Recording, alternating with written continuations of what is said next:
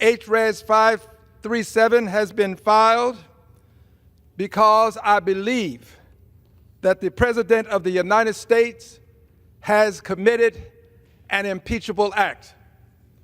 HRES 57 addresses abuse of presidential powers by disregarding the separation of powers, devolving American democracy into an authoritarian government, usurping congressional power to declare war. I do it because no one person should have the power to take over 300 million people to war without consulting with the Congress of the United States of America. I believe that if we do not take immediate action, this authoritarian president will not only devolve the country into authoritarianism, I believe he is a would-be dictator who would become a dictator. So I today announce that later today, I will bring these articles of impeachment to the floor and I will call for a vote. I believe that the hour of decision is upon us and we all have to decide, are we going to go down and choose the path of democracy, or we allow ourselves to choose the low road of autocracy? Hey everyone, Adam is here. So what just happened, guys? Elected officials, not anonymous staffers, but named members of Congress standing at podiums on camera, are publicly demanding Trump resign, entering it into the permanent congressional record for the entire world to archive. Trump's answer is absolute. No. Not a negotiated no.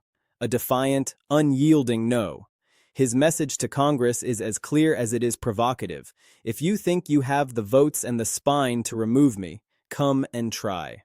I will bring those articles of impeachment to the attention of the Congress of the United States of America before the Christmas break. The movement continues. This is not a moment in time. This is a movement for all time. And those who have the courage to stand for liberty and justice for all, you are a part of this movement. You may not know it, but you are. Those who believe that government of the people, by the people, for the people is a necessity in a democracy, you are a part of this movement. So let us not forget that if we are to maintain what has been given to us, we inherited this democracy. And if we are to maintain this democracy, we have to do more than say we believe in these things. We have to participate. This is the standoff.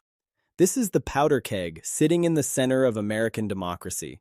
And the question that hangs over every news cycle, every political conversation, and every quiet calculation being made in the offices of senators and representatives is whether this explosion of congressional outrage will lead somewhere tangible or whether it will remain trapped in the realm of explosive rhetoric that never actually resolves. Because they have the power. We have but one power that we can use without the consent of the other side. That one power is impeachment. One power. The power to impeach. And we are in a countdown. We're in a countdown because whether the president likes it or not, whether I like it or not, the people of the country want to see him impeached. And whether he likes it or not, or whether I like it or not, or anybody else, he is going to be impeached before he leaves office again. And he should be, for what he has done to the country in terms of its devolution into authoritarianism. He should be impeached. Will the system hold? Will the guardrails bend but not break? Or are we watching the slow, painful prelude to a constitutional rupture that future generations will study as the moment everything changed? These are not hyperbolic questions designed to generate clicks. These are the questions that the people inside the building are asking themselves right now. Let me draw a bright, clear line around what is actually documented and what is real, because the information ecosystem surrounding this story is thick with noise, exaggeration, and outright fabrication. And Mr. President, you will be impeached for your dastardly deeds done and for the way you have demeaned the presidency, the way you have harmed society with your behavior, you should be impeached. And I say to you, I would, without question, reservation, or hesitation, given the opportunity, bring the articles of impeachment to have him at least impeached. I would hope that the Senate would act and remove him from office. But even if the Senate chooses not to act, we should proceed with our countdown to impeachment and impeach him. The signal must be separated from the static. There are, in actual fact, members of the United States Congress who have used their official platforms to call for the president to resign or to face the constitutional mechanisms of impeachment and emergency removal. This is not a conspiracy theory. It is on video. It is in the transcripts. There are credible reports, sourced to individuals with direct knowledge of the conversations, indicating that the president has been approached by Republican leaders about the escalating tensions and has responded with the verbal equivalent of a locked door. The answer has been a firm and unambiguous, absolutely not. There are actual articles of impeachment that have been drafted, filed, and assigned numbers in the House of Representatives. They exist. They are not hypothetical. They are pending business before the legislature. There are members of the president's own political party who have expressed, both in carefully coded public statements and in more candid private settings, a profound and growing frustration with the direction of the administration. This frustration is real. It is palpable. Now, there are dramatized versions of this story circulating online. These versions take the raw, documented elements of the standoff and inject them with a heavy dose of creative license. They put specific, colorful quotes in the president's mouth. They describe specific cinematic confrontations in the Oval Office that may not have occurred precisely as depicted. They add a layer of theatrical tension that makes for compelling viewing but sometimes drifts away from the drier, more procedural, and yet arguably more terrifying reality of the situation. We are not dealing in the dramatized version tonight. We are dealing in the documented reality. And the underlying tension that those dramatizations are trying to capture is absolutely, undeniably real. The frustration within the halls of Congress is real. The impeachment threat is a live, operational threat. The question of whether the legislative branch possesses the institutional courage and the political will to actually utilize the constitutional removal tools against a sitting president who is openly daring them to try is the most significant political question in America at this very moment. And the president's posture of absolute refusal is not merely a display of personal stubbornness. It is a calculated, sophisticated, and battle-tested political strategy. He understands something about the dynamics of modern American political combat that many of his critics and even some of his allies fail to grasp. The fight itself is the objective. The confrontation is the product.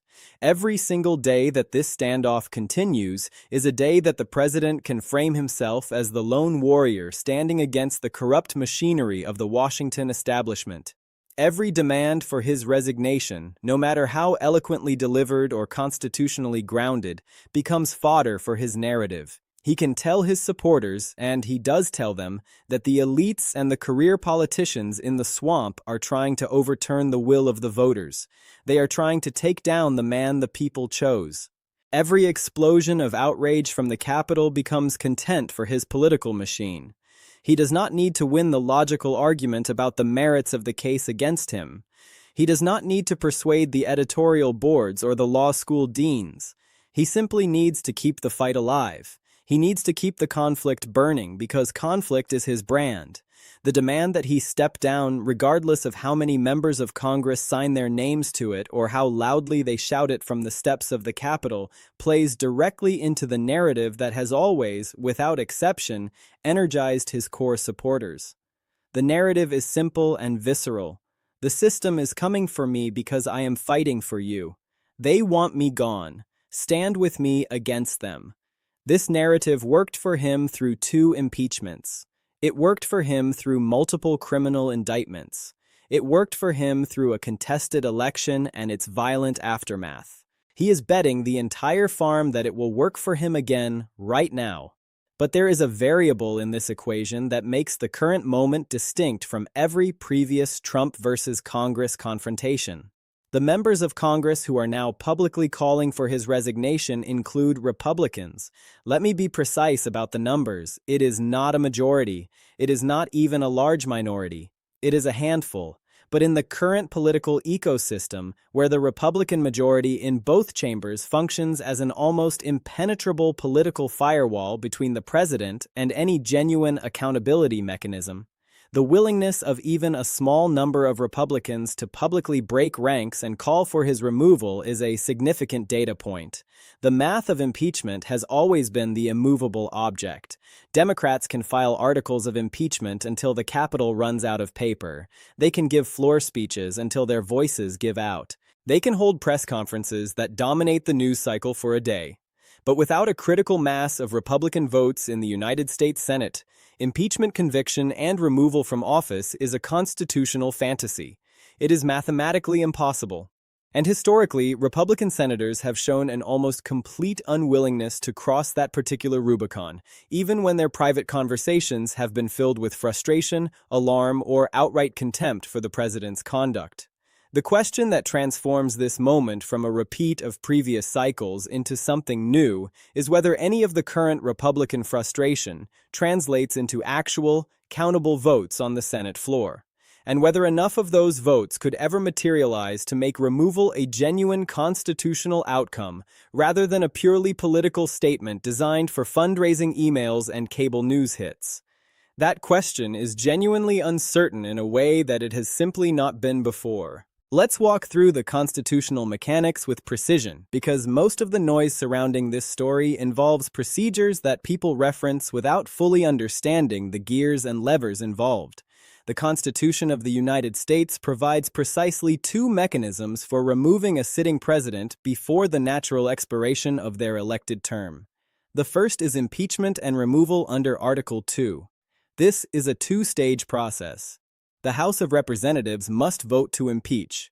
This requires only a simple majority of those present and voting. If the House votes to impeach, the articles are transmitted to the Senate. The Chief Justice of the Supreme Court presides over a trial in the Senate chamber. Removal from office requires conviction by a vote of 2/3 of the senators present. Assuming all 100 senators are seated and voting, that threshold is 67 votes. Right now, the Democratic caucus controls 47 seats. They would need 20 additional Republican senators to vote for conviction. 20. That is not a rounding error. That is a chasm. It is not impossible in the abstract realm of political theory. There have been moments in American history, rare and cataclysmic moments, where that kind of cross-party coalition has materialized to address a genuine constitutional emergency. But in the current political environment, where the Republican base remains intensely loyal to the president, and the political cost of crossing him is an almost certain primary challenge, and the end of one's career within the party, securing 20 Republican votes for conviction is an extraordinarily high bar. The fact that it is technically possible under the rules does not make it politically plausible without a dramatic and unforeseeable change in the underlying circumstances. The second mechanism is the 25th Amendment, specifically Section 4. This process allows the Vice President and a majority of the principal officers of the executive departments, the Cabinet, to transmit a written declaration to the President pro tempore of the Senate and the Speaker of the House. That declaration must state that the President is unable to discharge the powers and duties of the office. Upon that transmission, the Vice President immediately assumes the role of acting President. The sitting President can then contest that declaration. If he does, the Vice President and the Cabinet have 4 days to reaffirm their position. If they reaffirm, Congress must convene within 48 hours and has 21 days to decide the issue. A 2/3 vote in both the House and the Senate is required to permanently remove the President and keep the Vice President in charge. Given that this mechanism requires the Vice President and a majority of a hand-picked loyalist cabinet to initiate the process against the very man who appointed them, and then requires a supermajority of both chambers of Congress to sustain the removal, This is not a realistic pathway for removing this president unless something catastrophically different from the current situation occurs. The talk of emergency removal proceedings that circulates in some corners of the discourse is referring to these constitutional mechanisms, but often in an exaggerated or imprecise form. The real mechanisms are harder to use, more procedurally complex, and more politically constrained than the dramatic framing often suggests. So if removal is constitutionally possible but politically extremely difficult to the point of near impossibility, why is the resignation demand narrative so potent right now? Why does it have traction? Because it captures something authentic about the state of the relationship between the executive and legislative branches, and specifically about the growing unease and frustration among some members of the president's own party. Here is what the documented record shows about Republican frustration with the direction of the administration. There are Republicans who have privately expressed deep and genuine concern. They are concerned about the sustained attacks on judicial independence and the rhetoric targeting individual federal judges. They are concerned about the expansive use of executive power in ways that test the boundaries of constitutional norms and statutory limits. They are concerned about foreign policy decisions that have alarmed the traditional Republican foreign policy establishment and strained relationships with long-standing allies. They are concerned about the cumulative damage to American standing and credibility in the world. Some of these private concerns have broken through the surface and into the public record. They appear in the form of anonymous quotes granted to trusted reporters. They appear in the form of carefully worded floor speeches where a senator expresses concern about a particular action without directly naming the president. They appear in the form of procedural votes where a small but notable number of Republicans have broken with the administration on issues like trade authority or war powers. The resignation demands that have been made explicitly and publicly by a handful of members represent the visible tip of a much larger iceberg of private Republican anxiety that has not yet, and may never, translate into the kind of collective, coordinated action that would actually shift the political math on removal. And let us examine the president's strategy from the inside of his own political operation, because understanding his calculus is essential to understanding why he responds to removal talk with absolute defiance rather than any attempt at accommodation or de-escalation. The president has spent his entire political career demonstrating, with a consistency that his opponents often underestimate, that defiance works better for him than compromise. Every single time he has been told by the political establishment, by the media, by members of his own party, that he must back down, that he must apologize, that he must moderate his tone, that he must meet his critics halfway, he has refused. And that refusal has, in almost every measurable way, strengthened his position with his political base rather than weakening it. Every previous call for his resignation, every previous impeachment proceeding, every previous declaration that this time, finally, he had gone too far. All of them have ended with the president still standing, still in control of his movement, and his opponents having expended enormous amounts of political capital on an effort that failed to achieve its stated objective. From the president's perspective, the track record of defiance is essentially unblemished. It has worked every single time he has deployed it. And the strategists and advisors inside his political operation believe, with a conviction born of repeated success, that it will work this time as well. His base interprets the congressional explosions not as a sign that something is wrong with the president's conduct, but as proof that the establishment is afraid of him. They see it as evidence that he is winning. They see it as validation of the core narrative that powerful entrenched interests are trying to destroy him because he is the one person willing to fight for ordinary Americans against a rigged system. The louder Congress gets in the president's political calculus, the stronger he becomes with the exact people whose support he depends upon. But there is a counter-argument that the members pushing for resignation or impeachment would make. And it is an argument that deserves to be taken seriously even if one believes the political math makes success in this Congress unlikely. The argument is about precedent. It is about the long game. It is about what happens to the office of the presidency and the balance of power in the American Republic after Donald Trump leaves the stage. The argument is that the precedents being established right now, in real time, about what a president can do without facing congressional accountability, about how far executive power can be stretched without snapping back, about what happens when a president treats congressional oversight as an optional annoyance rather than a constitutional obligation, these precedents will outlast the man himself. The argument is that even if this specific Congress does not remove this specific president, the failure to utilize its constitutional tools when circumstances arguably warrant their use establishes a new baseline for what future presidents of any party can get away with.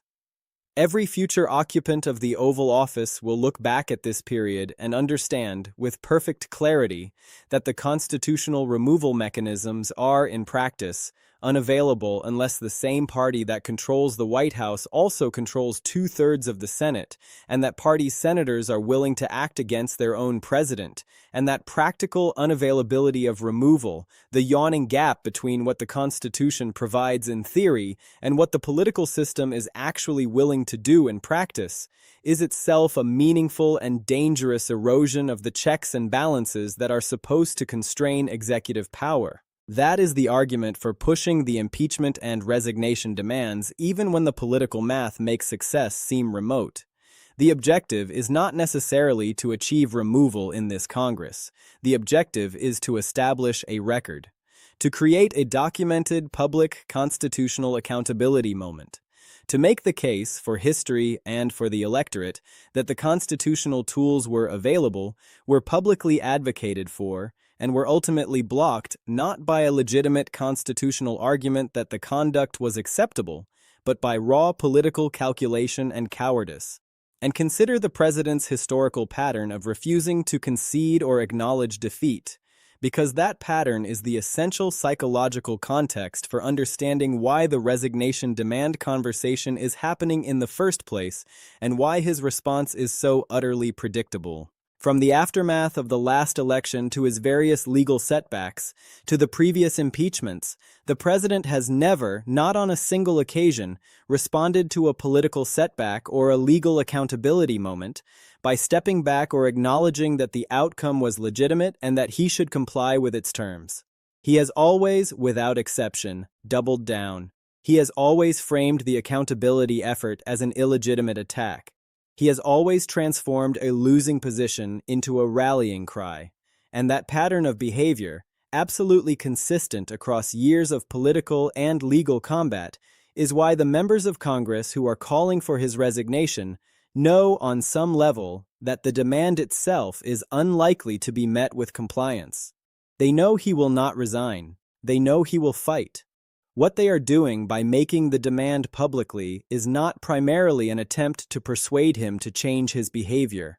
They are trying to persuade the public. And more specifically, they are trying to persuade a subset of Republican voters who have supported the president without fully internalizing or understanding the constitutional implications of his actions. The real target of the resignation demands is not the man in the Oval Office. The real target is the Republican voter in the suburbs of Philadelphia or the exurbs of Atlanta who is beginning to wonder if the chaos is worth the cost. One final dimension of this confrontation that warrants specific focus is the political risk being absorbed by the Republican members who have publicly broken with the president.